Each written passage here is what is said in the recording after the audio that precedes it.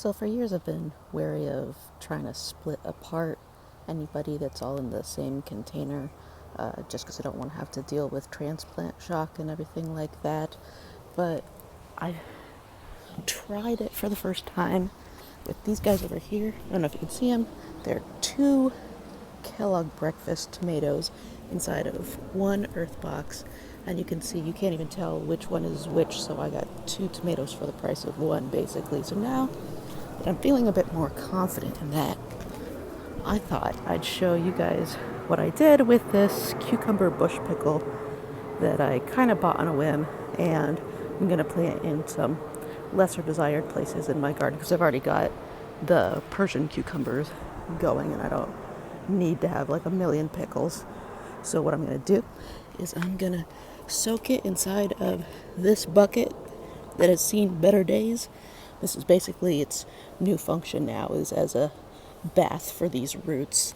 Basically what I'm going to show you is I'm going to dunk it into here after I've pulled it out of the container, and I'm going to let it soak for a couple minutes, and then I'm going to split it apart very carefully, and you'll find that actually 90% of the roots tend to stay together with their plant once the soil is removed from each of the plants.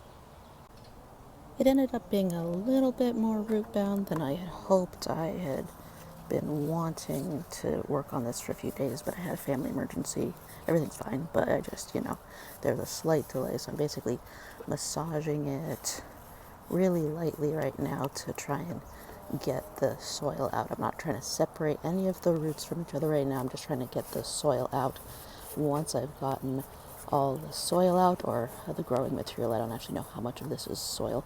Once I've gotten all that out, then I will slowly try to separate the roots from each other. In order to avoid root shock, you want to get your planting areas completely ready. So this is basically clay soil with a little bit of amendment. It's not a raised bed, so it's still quite clay.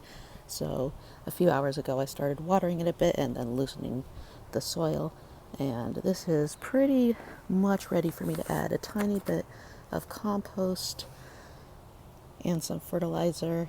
And so basically I'm going to tease apart the roots a little bit more, and I'm going to let them soak in the water for a bit, and then I do each one at a time. You don't ever want to have them out of the water for very long before they go straight into the soil. The last spot I got ready was just a regular old pot. I had some soil that I refreshed from the pots from last year, threw that in with a little bit of compost and a little bit of fertilizer. Just the same, this guy is ready to go. Okay, I'm briefly breaking my rule about the roots just to show you I was able to pull them apart, and you can see they're still pretty long, and there are very few roots that actually broke out in the middle section. And yes, I fully submerged them for quite some time, which is why there's dirt on them. It's not going to hurt them, they're plants. But yeah, I would say most of my work was teasing, and only a little bit of it was pulling, because just the way that they're so close together, they're going to be very intertwined, and so you want the water to do most of the work. I submerge them fully oftentimes, leaves and all. And if you need to take a psychological break, or for swearing and stuff like that, so you don't have to pull more than you tease, just drop them back in the water, and just take a coffee break or whatever it is that you need to do. Get yourself right with the Lord, or whatever your beliefs are. But yeah, that's basically it. It's just a little bit, it's going to be a little bit tedious and a little bit dirty, but you're just going to throw it in the water and work out the roots. And now I'm going to throw them all back in the water, and I'm going to plant them one by one. First one was the easiest to do. What I usually do is I make a tiny little hole, and I put 3/4 of the roots inside of that hole. Then I hold it by the stem up here, and I grab a bunch of soil and put it around here, and I water it down so it's compacted. And you want to go about as high as it was in the soil from the previous container, and it's completely fine that it is flopping right now. That is natural. You don't need to add more soil to keep it standing up. The plant's just taking its time. Tomorrow morning, probably it will be standing up again, so don't go too high and cause it to rot.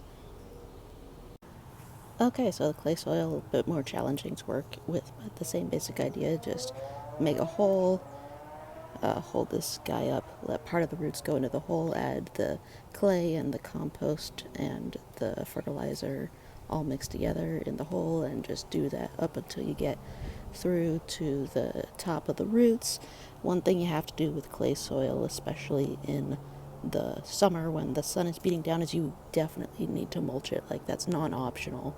It'll hold water really well most of the time, and you might think, oh, it's so easy to work with, when it's like winter or something like that, because it's like very soggy, but it's gonna get hard packed when it's got the sun beating down on it. So mulch is a must-have over here. And here's the other buddy, and so I'm gonna wait for a few days to make sure that everybody's taken, but I think they will, and I will show that to you in a few days.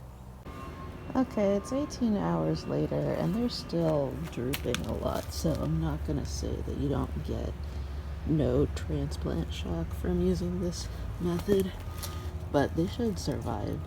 Just in case, I'm gonna throw some partial shade over these guys and leave it up for, 2 days. It is a hot day out, so even if I hadn't just transplanted them, they might have been drooping a bit.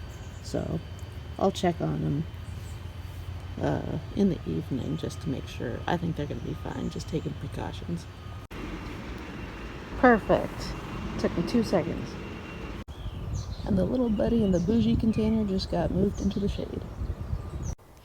While I'm waiting a few days on the other 3 cucumbers, here's the 2 Persian cucumbers that I planted, I want to say like 4 days ago. You can tell that they're both doing okay. They look pretty healthy. This one was smaller than the other one, so the other one is obviously taking off faster, but I think they're both going to do great. They've got great soil. They've got this little tomato cage, so they are set up, and probably take, I think they've gotten over the transplant shock, but it'll probably take another few days to really establish their roots in the new area, and then they'll just take off. So I stand corrected. It took closer to a week than the couple days I was thinking about for these plants to get over the transplant shock, but as you can see now, they're standing up on their own. They're looking healthy, and you maybe can't see that they are starting to have a little bit of growth. So all 3 plants survive the transplant. So as long as you're willing to deal with a little bit of transplant shock, I really think this is a good method to get as many plants as possible in your garden.